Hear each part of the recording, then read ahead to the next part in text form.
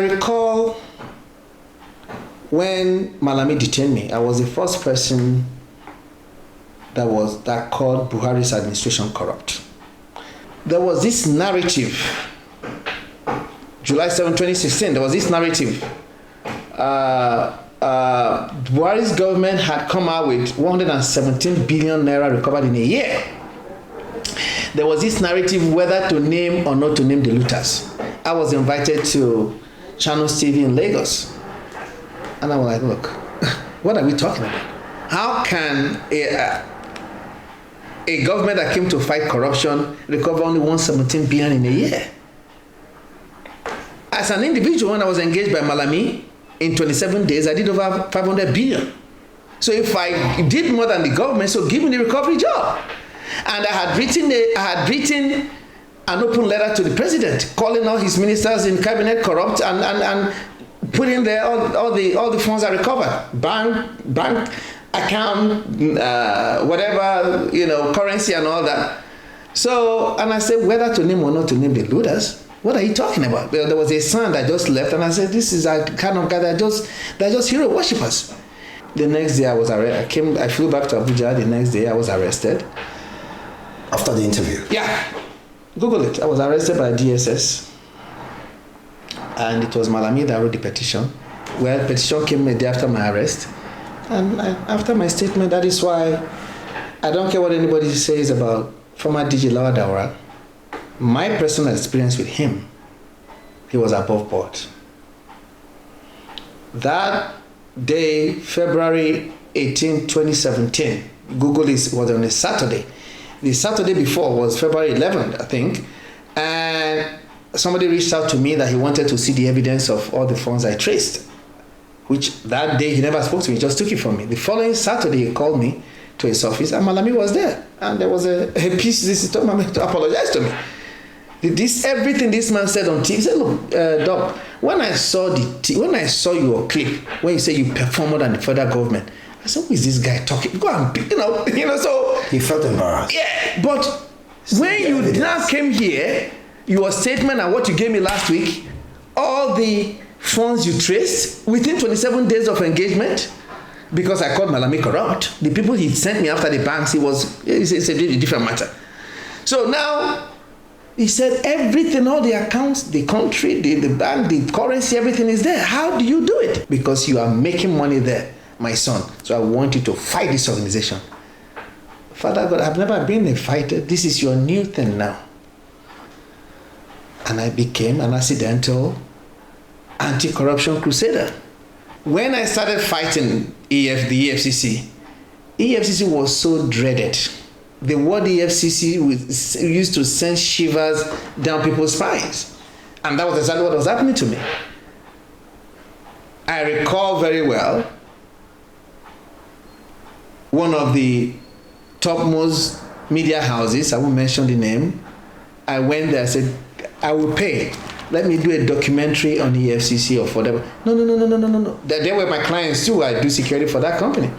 George, don't shut me down. Like that is a no-no for me. Dr. George Uboh, thank you for opening your doors once again. You are welcome. Good afternoon, sir. First and foremost, Nigerians want to know where Dr. George Uboh is from, what part of this country is he from, and why the passion to fight corruption without any help, without anybody's help, self-funded pursuit. Why all of this? Thank you. George Uboh is from Uboh, Delta State. Same place with Godwin Emefiele.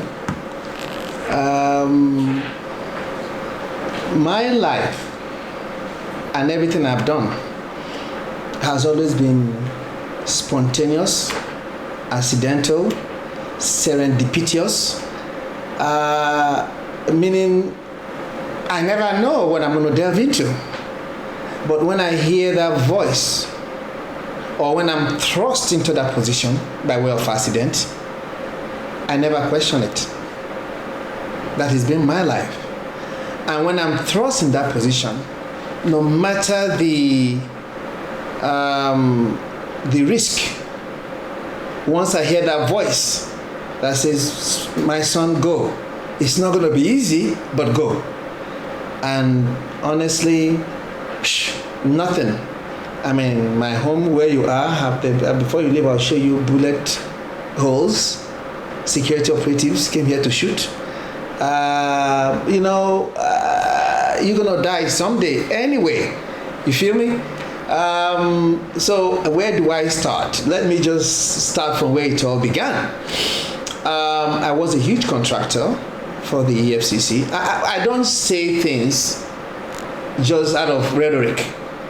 You can fact check me. So when I talk, I think in this magazine I even included the contract EFCC gave my company, Panic Alert Security Systems Limited. So it's not that you need to go and dig into it, right?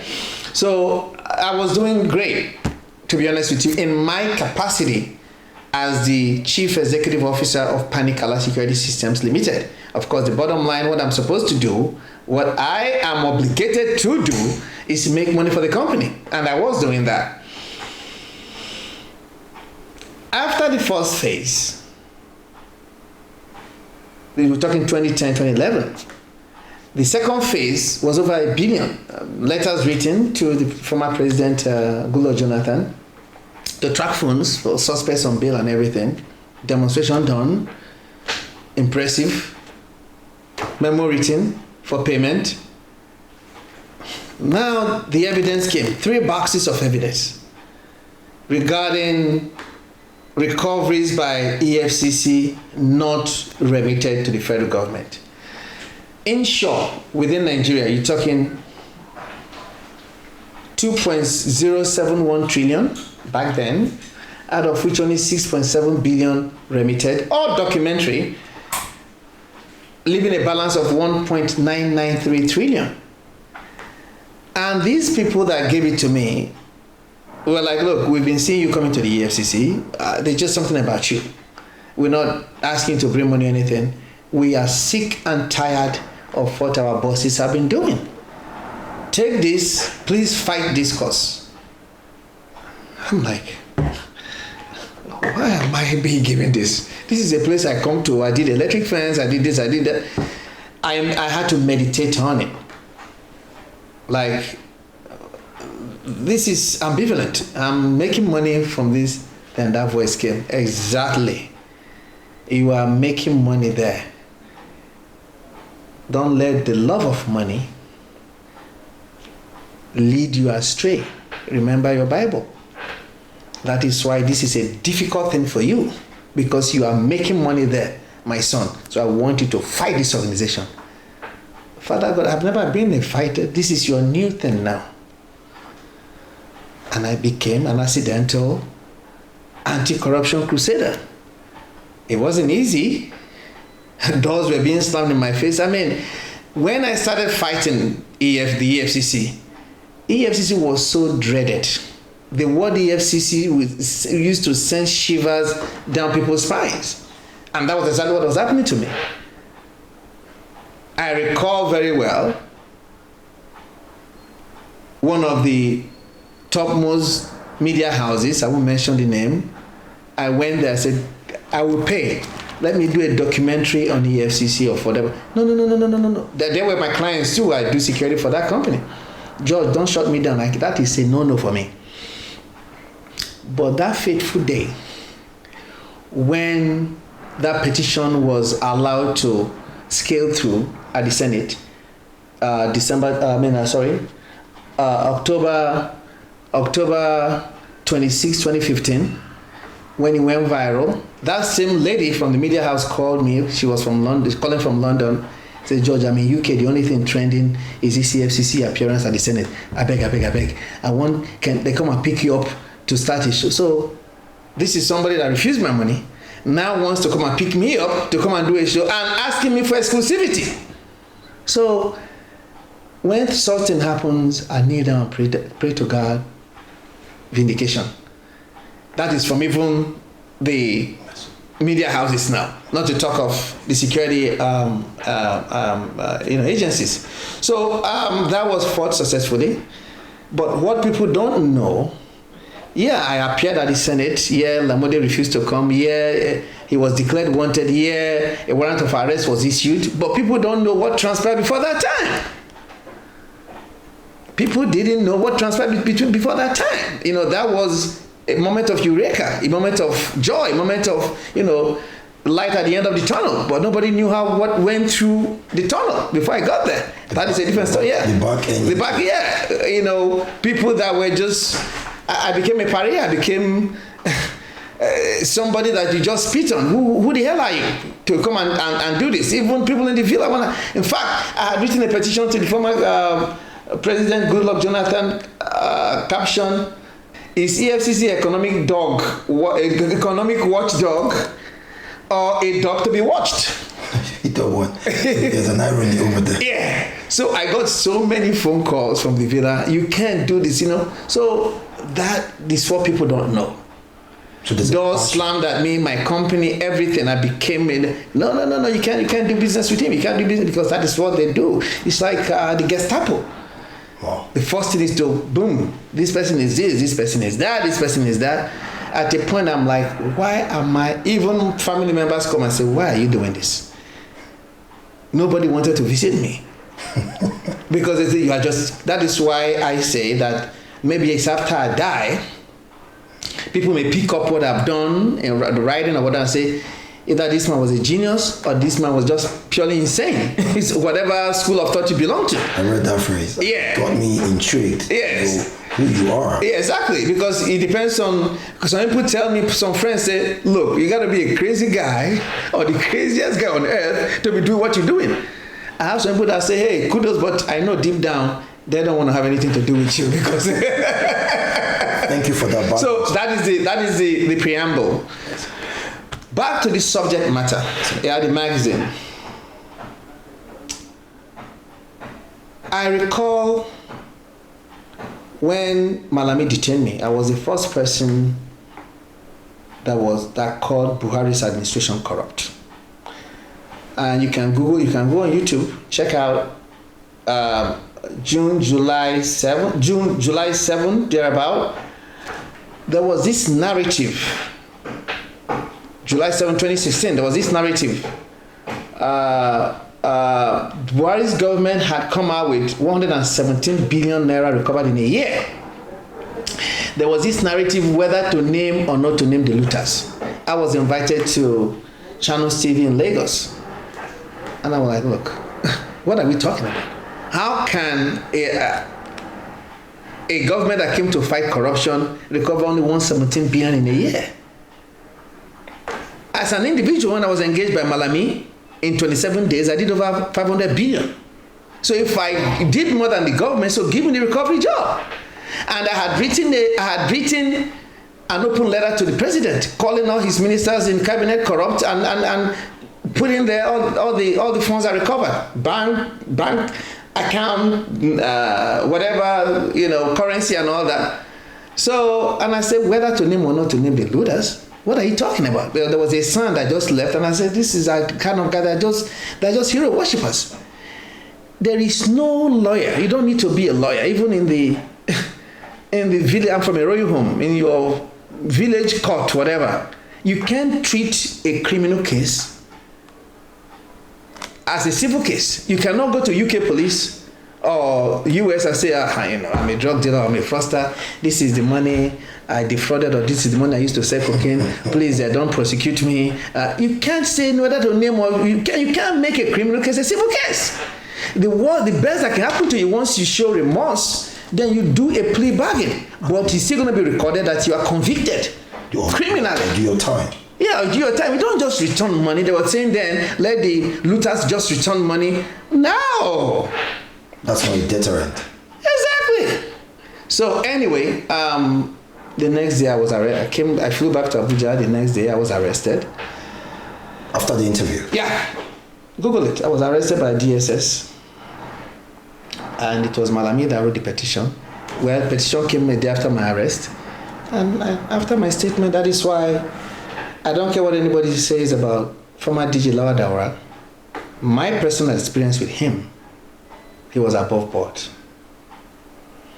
That day, February 18, 2017, Google was on a Saturday. The Saturday before was February 11th, I think. And somebody reached out to me that he wanted to see the evidence of all the funds I traced, which that day he never spoke to me, he just took it from me. The following Saturday, he called me to his office, and Malami was there. And there was a piece, this to apologize to me. Everything this man said on TV, he said, look, Doc, when I saw your clip, when you say you performed more than the federal government, I said, who is this guy talking? Go and, so. He felt embarrassed. Yeah, but when you now came here, your statement and what you gave me last week, all the funds you traced within 27 days of engagement, because I called Malami corrupt. The people he sent me after the banks, it's a different matter. So now, he said everything, all the accounts, the country, the bank, the currency, everything is there. How do you do it? And I said, okay, I'm a Christian, you're a Muslim, but you believe we serve one God. You believe that we all came to this life for different purposes. He said, your destiny is to be DSS, mine is to be a whistleblower. Yes. But I'll tell you, all this information, I never paid a dime for it. Even what brought me to the limelight, the information against the EFCC, say, yeah, I heard that. I mean, I saw that. I was really scared that, but when I looked at that, you were bringing out EFCC's own documents. I said, the only way they can arrest you is if the document is fake. But if it is fake, you wouldn't have made it that far. So I knew it was real. He said, good job. You really deserve to be honored in this country. I said, well, my honor belongs, when I he said upstairs. That to your face. I am on TV playing for him. Wow. All right? And I now told him that, look, as the AGF here, the first person I investigated when AGF engaged me is my own sister, Cecilia Ibru, regarding Oceanic Bank, because when she pled guilty, she was to forfeit all Oceanic Bank assets to the federal government, but she now, Premier European Capital, a company in UK, Oceanic Bank was transferred to that. So that was the first job I did.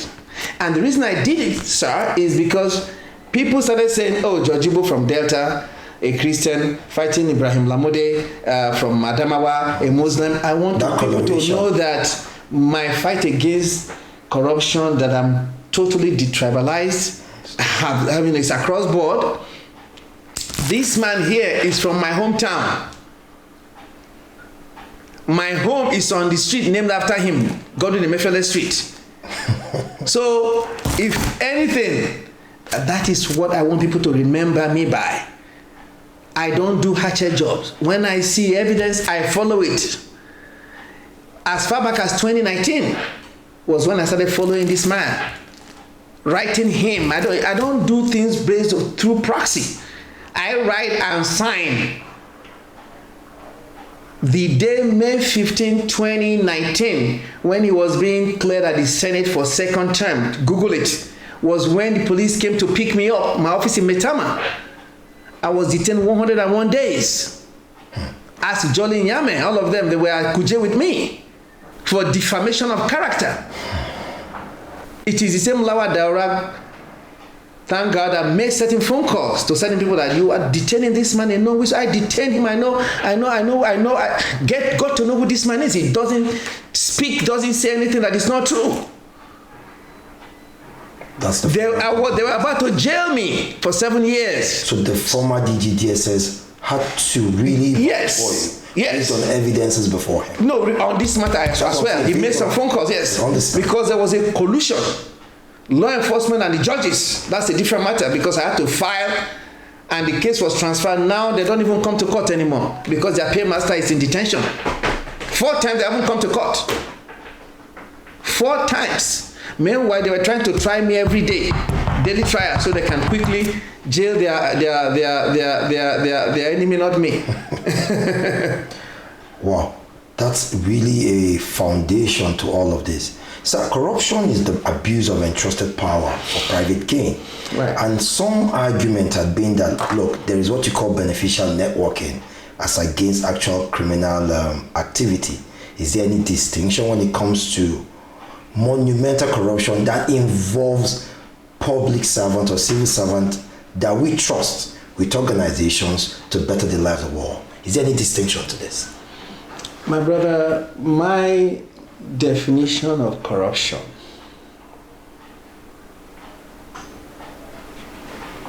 is different. And I want you to listen carefully.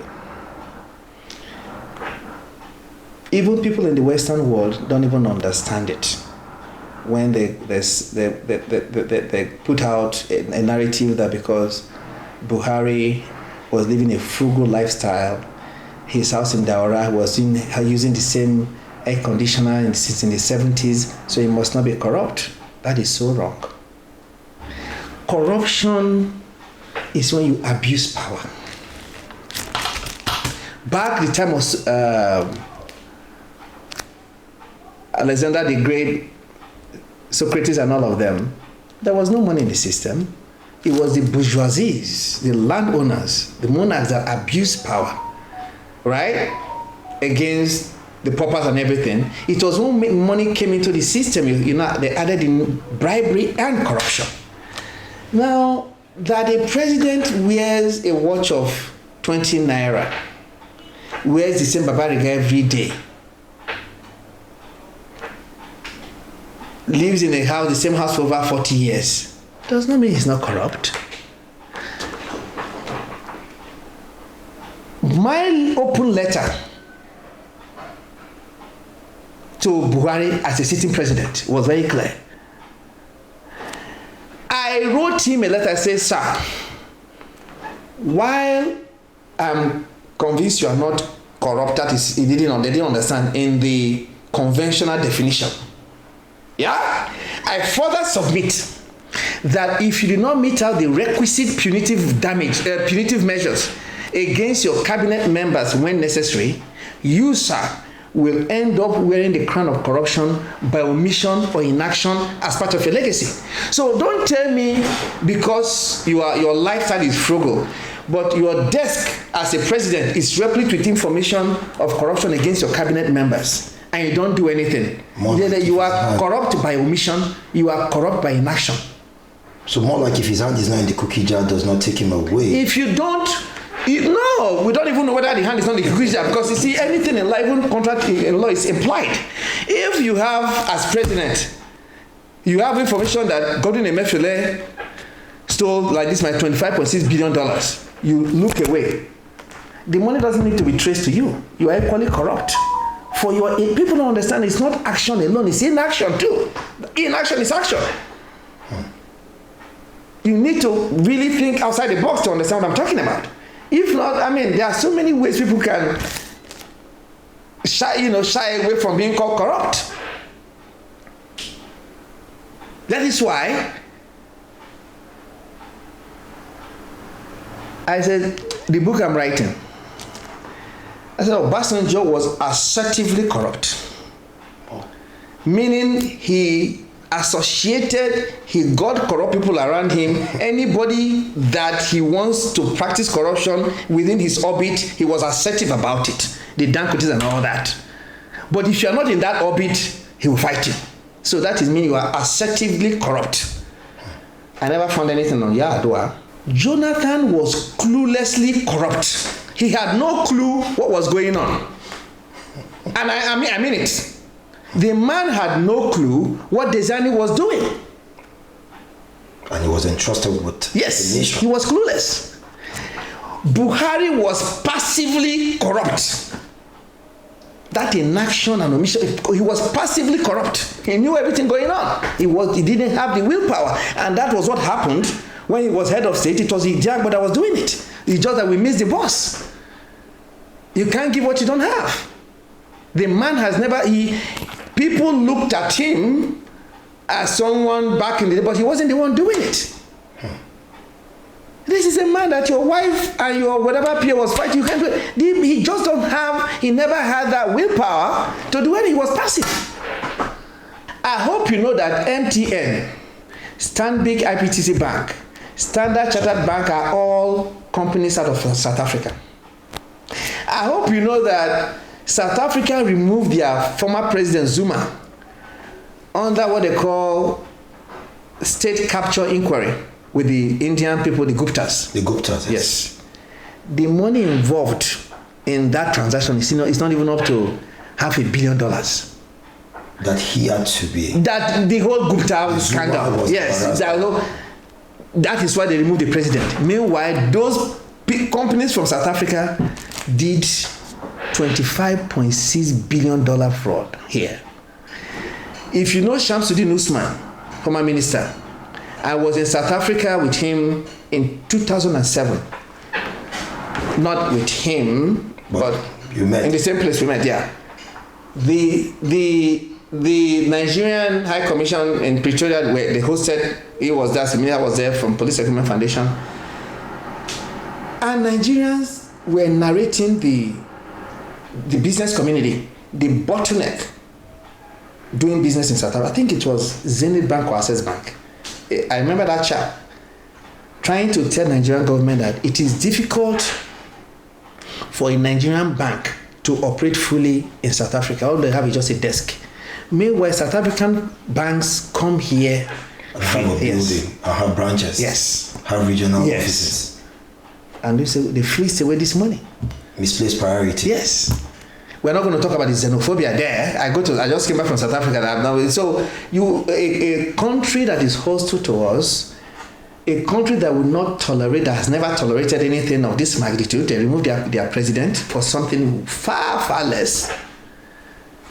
MTN, Stanbic IBTC Bank, Standard Chartered Bank are companies origin from South Africa that did this. And the AGF, who was saddled to fight for justice for Nigeria, never did. They didn't. Looked away. The CBN governor, no way. This is not the original fight I had with him. This came from a very powerful security law enforcement agency chief that called me and said, George, you are the only one that can fight this matter. Fight it. The CBN fight. This $25.6 billion evidence. It is a big law enforcement agency chief that called me. That is when I say that my fight against corruption is divine, that I never paid money for anything. That is what I mean by that. All the documents I have used to fight corruption, I never paid a dime. It is people that come to me and say, so I don't need to be told as a man who understands spirituality to know that this is my calling. I wait, I get phone calls. Use this, use this, use this. The person sat me down, gave me even all the fake certificates I have. So, the reason I released that letter is because when I wrote Malami, so I got a phone call, say, why are you involving this man now? He's not involved. I say, and I don't release everything at once. I wait till you deny. So you are always at the war front. Yeah. Prepared. So when you see me mention somebody, I wait till you know, in US we say, prosecutors will tell you, don't ask a criminal defendant a question you don't want answers to. You don't have answer to, because they're going to lie. You could put a criminal defendant, they're going to lie. So before you ask, did you shoot at so time? Make sure, let him say that. So you understand what I'm saying? So that is why I put that letter to create a nexus in Malami's office. The lawyer said he's writing based on instruction. So I don't need to have instruction from Malami. The letter cures that. The letter cures that. Yeah. Wow. So, in this MTN scam, there were 6 Nigerian names, people. Yes. Entrusted in the monetary financial institutions, people who have traditional leaning, probably had engagement with this country, had benefited immensely from the same country. Yet they probably fraudulently, from the revelation, from the magazine, taken from the same country that had birthed them, had made them rich. Names like Pascal Dozier, Ahmed Dasuki, Benga Oyebode, Sani Mohamed Bello, Victor Odili, Babatunde Folawiyo, and Okechukwu Elenama. weren't you scared for your life, your family's life, having to fight these dinosaurs on this fight? You know, I love my Bible so much. Sometimes when I read the Bible, I cry. The Word of God is very clear. Don't fear anybody that kills the flesh. Fear who kills the soul. I have never in my life entertained any fear. You see where I live? I have a convertible car, Porsche I drive. I don't. I believe, and I know for a fact, that you need to be scared of me, not me of you. There are, if you read you read the introductory letter I wrote, I think I delved into what I encountered when I was fighting the EFCC. I said it was physical, spiritual, and cyber. You said so? Yes. Sometimes they would take over my system. You said, but you had, thank God you had some securities. The eve of my appearance at the Senate, this is the first time I mentioned it to you. This is freebie for you. My office was number 7 Ryan Street, Metama. The eve of my appearance, around 2 a.m., I got a call. My boys used to sleep in the office. Oga, the office is besieged with bees. I read that and I was shocked myself. Yes. Bees in the spiritual world is war. If I had entertained any fear, you know, self-defeatism is the worst that can happen to a man. Your jealousies, I say, cowards die many times before their death. Yeah. And I entered my car, went to my office. As I took my horn, in fact, they said as I got the bees disappeared. You went to your office at 2 a.m.? Yes. Drove to my office. That they say bees are? Yes. What were you trying to do? I think I found one of my workers here. No, I want to see the bees now. But we said as soon as I get the bees disappear. And I stayed there You're with them. People now. You know? So because you see, when you are a leader, you must lead by example. I get you. If I had entertained any fear, my boys in the office will run away. Your disciples will scatter. So you have to be there and tell them there's nothing. That is, you cannot be a leader if you cannot be in front. Dr. George Uboh, $280 billion. If I tell you now that the guy that led the shooting here, when I was detained at DSS, the State Command, this guy called me out, called everybody out to kneel down to search. At 56, this boy is not up to the. Even people there, they say, this is another on our guy, our Baba, and they kneel down. I looked at him. I said, you want me to kneel down on my knees? I'm a king, girl. Coming to shoot in my house, which you denied you didn't shoot. After I left prison, after I left the detention, I went to check in, I think by weekly, every 2 to 5 days. He was the one that used his mouth to tell me, do you know so person? I won't mention the name. I said, yes. He said, meet me there tomorrow by 12. I said, okay.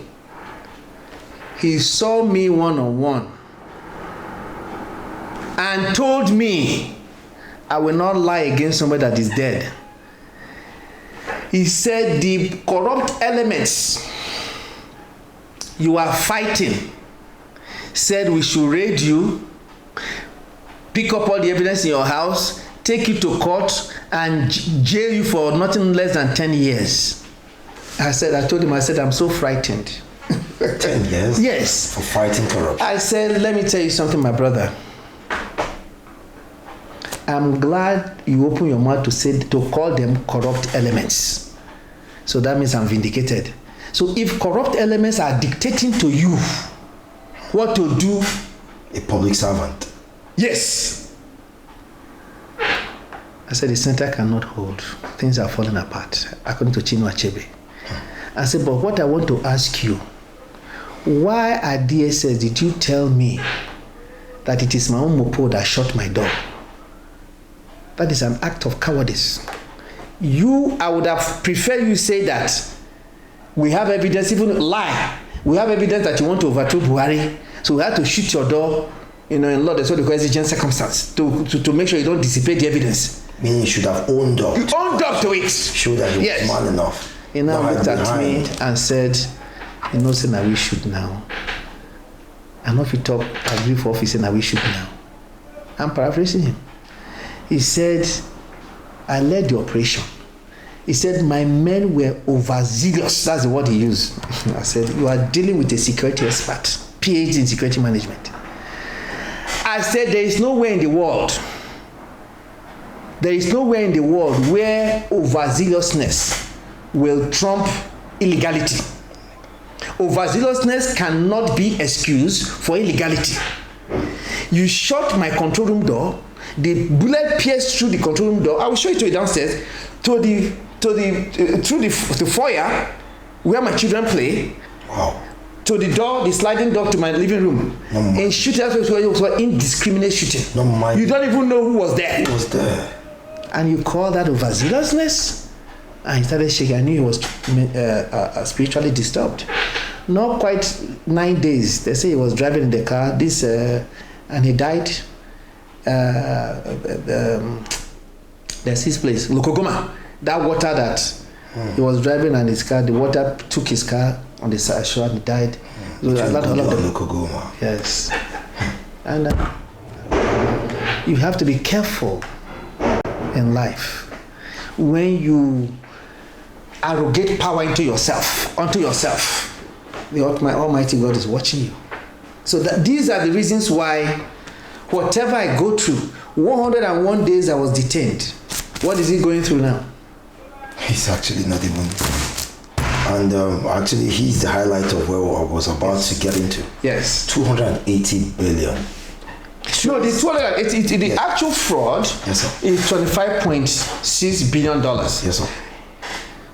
You read the magazine, okay? The CBN Act violated. That is, when you are caught,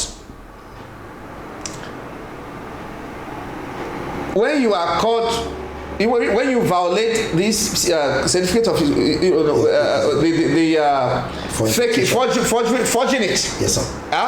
Falsification. Yes, sir. Calls for, if it's a corporate body, 10 times the amount involved.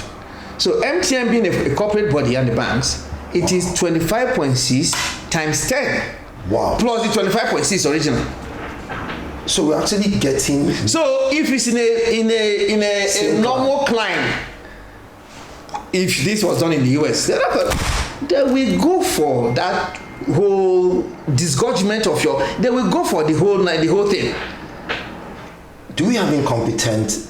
So we are talking about the civil part of it. You're supposed to take them to court, find the company guilty, find the company $25.6 billion times 10 plus the original 25.6. Yeah. Then still probably bring them to punish them. Yeah. Of course. Don't forget that they had a button case. Yes, sir. Involving Nigerians. The culprits in US were punished, but the ones in Nigeria are going scot-free. It's true. Yeah. They still went back to Panama. Yeah. Have you? So we are talking about the civil aspect, the criminal aspect. We're not talking. Just like I hope I just got a court order now. I've got a court order compelling. I'll give it to you before you leave. Compelling Melekiari. Of NPC. Yes, to disclose and publish in the public interest the whereabouts of the proceeds of 48 million barrels of crude oil stolen is the word stolen is in the court order, stolen from Nigeria and found in China. So the fact that it is stolen, apart from 48 million barrels of crude oil selling at $100 is $4.8 billion. I have the court order. I ran into Femi Falana when I got the court order at Transcorp. I was staying there, he was staying there, and I actually said, man, that he has his own about 15 million barrels of crude oil, in Pennsylvania, but he has not gotten a court order where they have all the sales receipts, everything in US, but how the crude left Nigeria, Nigerian crude left Nigeria, they don't have. This is for me, it's frightening that with all of this money is flying about, we are still one of the poverty capital of this country. Yes, of course. Have you ever, before all of this divine fight against corruption, had any interface with Godwin Emefiele for certain fight from his quarter to become too personal for you? Have you ever had anything to warrant that? That is what people don't understand. I don't do hatchet job. There are a few people in this country that have called me for that. If it's a hatchet job, I don't do it. When I am in possession of evidence, and I always use the phrase, evidence that is overwhelming and irrefutable, you cannot refute it, I go to war. Before I got the court order against Mele Kyari, I had blocked the National Assembly. Because while I was in court with him, the Macbilla-led ad hoc committee, they set up this ad hoc committee. Yes. Yeah, set up this ad hoc committee to look into the matter. What is that to look into? The evidence is there. So my gripe with them is I wrote them a letter. We are in court. This matter is sub judice, stay off. Don't hear it. And then I blocked this national. It was a big protest I did. But now I've sent them a copy to give to Gbila. I've been vindicated. All your committee, this has nothing to do with it. This is a court now. So when they do and call names, I know what I have. Give me time, I'll get there. Just give me time. Anything I'm fighting, I'll get there. Once the man upstairs tells me to go, I'll go. Do you know how I was railroaded from first CID detention to Suleja prison, where I ran into another activist, IG Wala, who was given 7 years, back to first CID, then to Kuje, the former chief judge, on defamation of character. After the bail hearing, he said we should come back, he will call us for the ruling.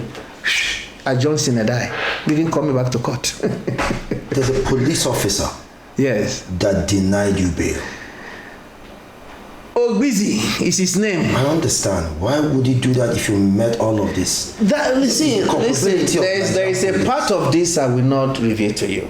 Okay. The money is paid and to whom is paid and everything. That is not for this show. They are not doing it because they don't know what is right. I was detained at 4CID, putting aside the fact that the bail for defamation of character was stringent, level 16. After I met the bail condition, the IPO said I should pack my things to go. As I was about to leave, I said the DIG wanted, that was the first time I saw that man in my life. The DIG wants to see me. I said, when I got there, he said, may I know you? I said, oh, you know me. I know you know me. My name is George Uboh, MD Panic Alert Security Systems Limited. I've had my control room, my security company, I've had my control room at the first headquarters that was commissioned by Okiro as IG, Sir Mike Okiro as IG, right? And I know you would have, anybody that's been to police, we were in the police force at that time, would have known. Now sarcastically, we are investigating all that. What you did for the police. Yeah, my lawyer now said, well, my client has made bail,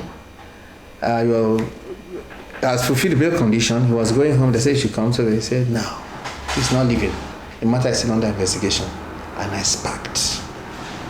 I said, DIG, you, a DIG of police, you are looking me face to face. You are looking at me face to face in 2019 Nigeria, not 1990 Nigeria. After I've met the bail condition you put up,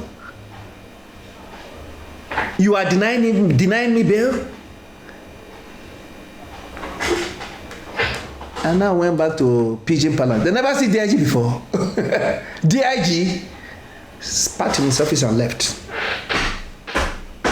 Is it not a detention jail? I went in the cell. Rubbish. After I have made bail.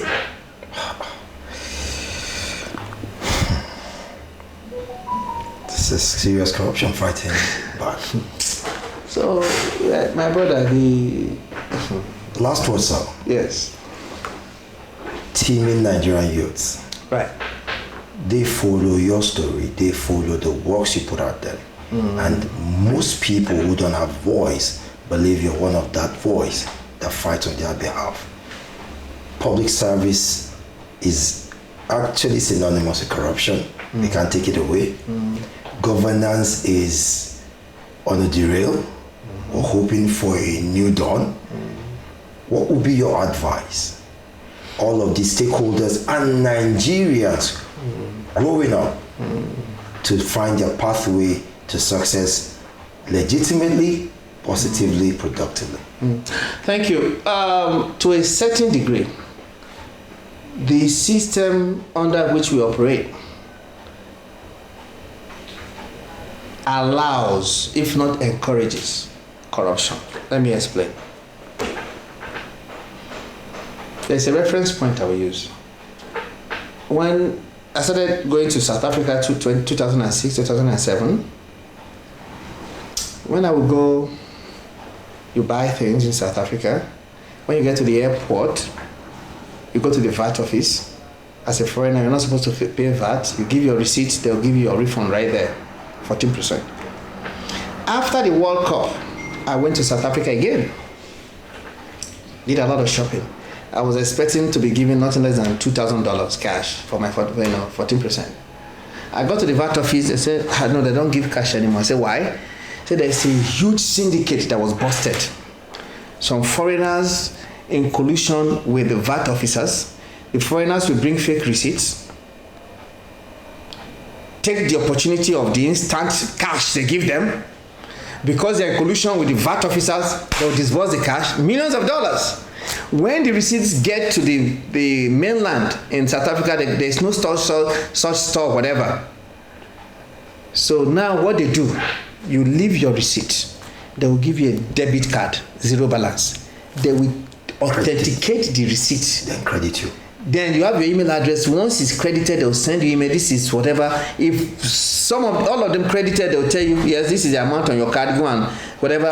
If it's traded, so as a security expert, I said, this is lovely. This is lovely.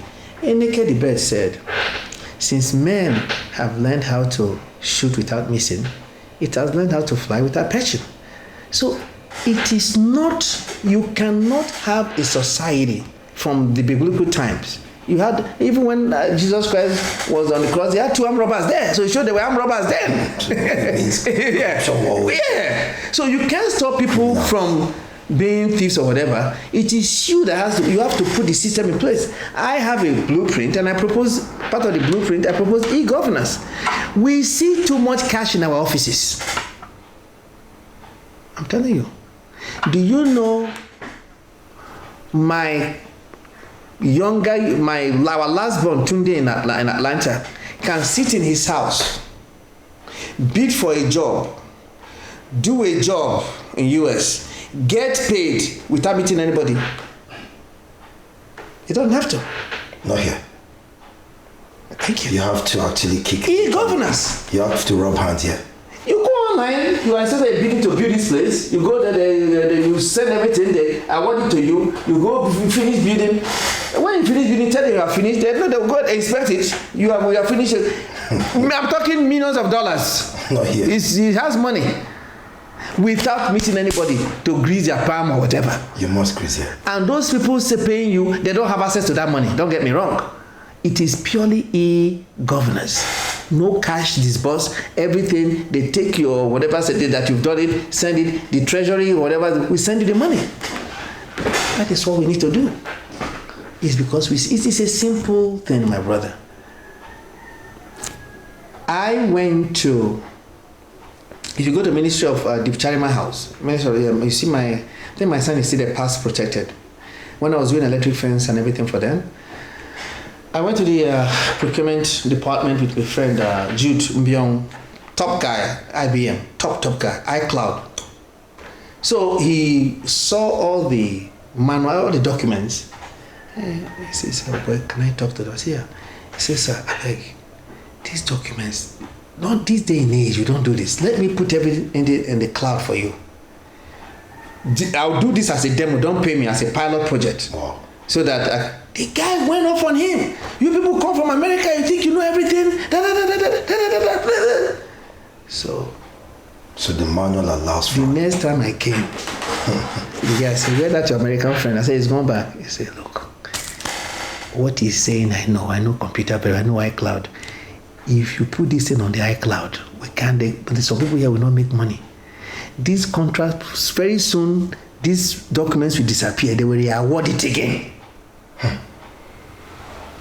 This is a procurement guy telling me. So it's a directive.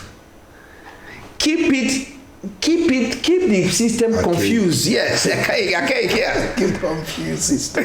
Confused system. Not that we don't know what to do. A lot of doctors and Nigerians, the brain drain. But tell them to come and implement it here. They will meet a big brick China wall. They will frustrate them so and they'll go back. This system here enriches a lot of people. And they don't want to change. Lastly, again, I said last before, but lastly, yes. Will Dr. George Uboh ever stop fighting corruption? I mentioned something to you that anything I do is spontaneous, is serendipitous, is accidental. I don't know what the voice will tell me tomorrow. The voice may say, pick up the Bible and become a pastor. I don't know. But whatever I do, it's never haphazard. It's never wishy-washy. I'm a very passionate human being. That is, even my family, they know me for that. Even you can, at my age, I still play football. You see football picture. You can go on. When I'm playing, but people will take, this old man. I'm a very passionate human being. So I'm doing this now with passion. I don't know what tomorrow will come, and if I do get into something else, this is going to be my past. I won't even talk about it. That is how my life is. But for now, I'm still doing it. Thank you very much for an amazing and educative afternoon that we've got to even to the evening. Yeah. You've actually enlightened, and we pray that as you move to cleanse the system for a better society for us, that sound health, sound mind, and amazing people are part of your team. Thank you again for opening your doors. You're welcome. It's been a pleasure, sir. Thank you, sir. Thank you. Thank you, sir. Okay.